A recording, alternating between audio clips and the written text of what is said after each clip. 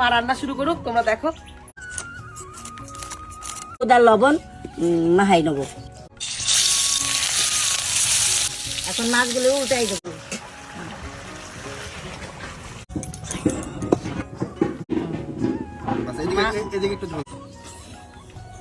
ও মা দেখো, বাজারে গেছিলাম আর বাজার থেকে 2খানা বড় বড় ভাঙর মাছ নিয়ে এসেছি। আজকে ভাঙর মাছটা একটু রসা রান্না করে দেবা মা? হেভি লাগে কিন্তু এই মাছটা, অনেকটা ইলিশ মাছের মতো টেস্ট লাগে। আজকে একটু রান্না করো, এটা হেভি লাগবে খেতে। নাও। এই মাছ আনছিস? হ্যাঁ। এই মাছ আজকে এমন একটা মানে কায়দায় রসা করবো। রসা তো সবাই খায়, আচ্ছা। কিন্তু এই রসাটা সম্পূর্ণ আলাদা ভাবে করবো। আচ্ছা, এই মশলাটাও আলাদা।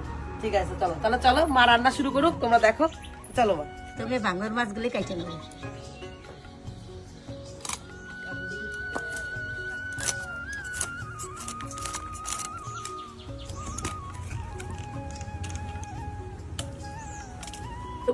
মানে এই খয়েরি খয়েরি টাইপের, আমার মনে হয় মাছগুলো ভালো হবে।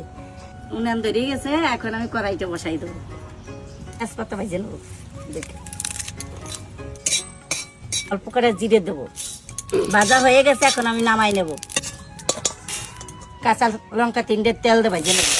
কাঁচা লঙ্কা ভেজে নিলাম, কাঁচা লঙ্কার গন্ধটা চলে যাবে আর এর একটা আলাদা স্বাদ আসবে।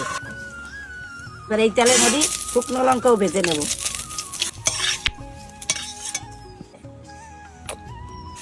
বেশি আদা দেবো না, অল্প আদা দেবো। আদা বাটা হয়ে গেছে, এখন আমি জিরে আর তেজপাতা বেটে নেব। এবার কাঁচা লঙ্কা শুকনো লঙ্কা আমি বাইটে নেব। মা বকে ভাই স্নান করে না, তাই ওই যে আমার ভাই স্নান করছে, দেখো ওই যে স্নান করছে। আর তাই বলতে দেখ আমি স্নান করছি প্রমাণ। 5 দিন পরে আজকে আমার ভাই স্নান করছে, তাই তো ভাই? না না, 5 দিন পর না, অফিসে ধর মানে যেখানে চাকরি করে সেইখানে মাঝে মাঝে মিস করে, কিন্তু বাড়িতে একদিনও মিস হচ্ছে না। কার জন্য? বাবা খালি তারাই ওরে। আমি, ওর বাবা সবাই মিলে বকি, ওর দিদি এর জন্য স্নান করছে। কি অবস্থা, তোর নামে কি হচ্ছে বিল্লু? সুনাম হচ্ছে না, বদনাম হচ্ছে তোর। একটু কষ্ট করে যে পাতায় বেটে তরকারি করা যায়, সেই তরকারি সম্পূর্ণ আলাদা স্বাদ আসে। দেখো মশলাটা একবারে চন্দনের মতন হয়েছে, এত মিহি।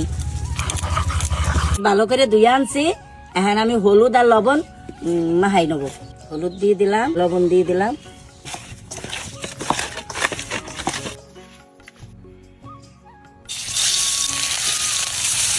এখন মাছগুলো উল্টাই দেবো।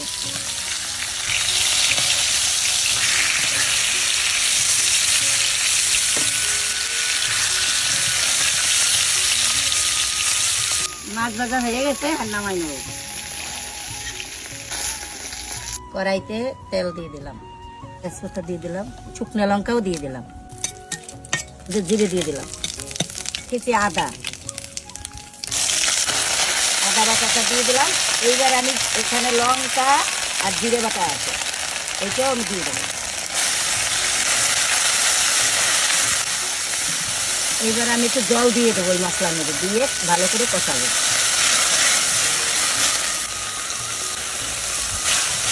একটু চিনি দিয়ে দেবো হালকা, এবার কটা টমেটো দিয়ে দেবো।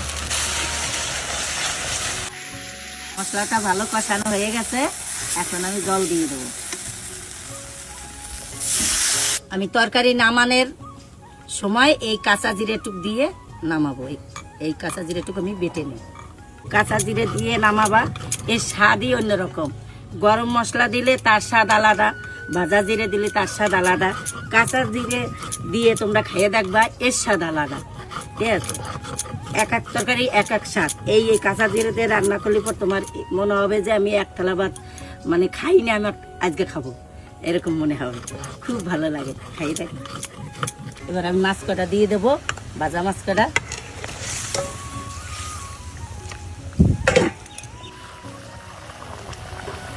তরকারি আমার হয়ে গেছে প্রায়, আমি এই কাঁচা জিরে টুক দিয়ে নামাই নেব। সামান্য, বেশি না কিন্তু, এইটুকুই দেবো, তাইতেই মানে বিশাল স্বাদ হবে। আলু দেই নেই তো, একবারে রসা শুকনো শুকনো, হালকা একটু ঝোল দিয়ে মাছ দিয়ে ভাত মাখাই নেবে। একবার ভাতগুলো হলুদ হলুদ হবে, সুন্দর খাইতে খুব স্বাদ লাগে। হুম।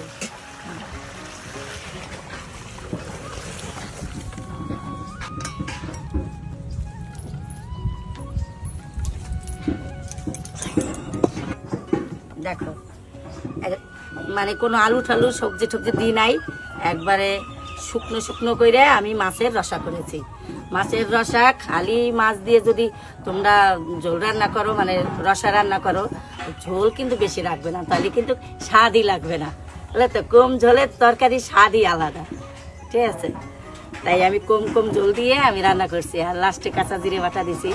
এইভাবে খাইয়ে দেখো কি যে স্বাদ। আয় বাবা খাইয়ে যা, তরকারি হয়ে গেছে। রান্না করছি, খাইয়ে দেখ কেমন আছে। দাও মা। পিসগুলো তো ভালোই বড় বড় করেছো মা। আচ্ছা এদিকে একটু ঝোল দাও মা। হ্যাঁ মাছের পিস বড় না আইলে না ভাত খাওয়ার সময় ভালো লাগে না। ঠিক আছে ঠিক আছে।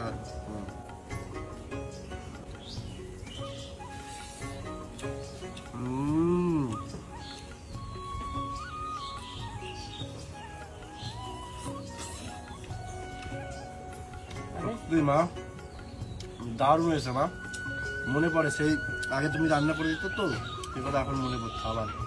তুমি আমার সাথে চলো, ঠিক আছে? তুমি তো যাবা না আমার সাথে, মাঝে মাঝে রান্না করে দিলে তো খেতে পারি, যে কতদিন পর আসি, তুমি খাই এখন মাঝে মাঝে। দারুণ হয়েছে মা, খুব সুন্দর। তোর ভালো লাগছে, আমার রান্না করে সার্থক হয়েছে। তোমরা কিন্তু অবশ্যই এইভাবে রান্না করে খাবে, মা যেভাবে দেখিয়েছে রান্নার ভিডিওতে, লাইক করবে আর শেয়ার করে দেবে, তাই তো মা? হ্যাঁ, আচ্ছা, সাপোর্ট করবে। টাটা। টাটা।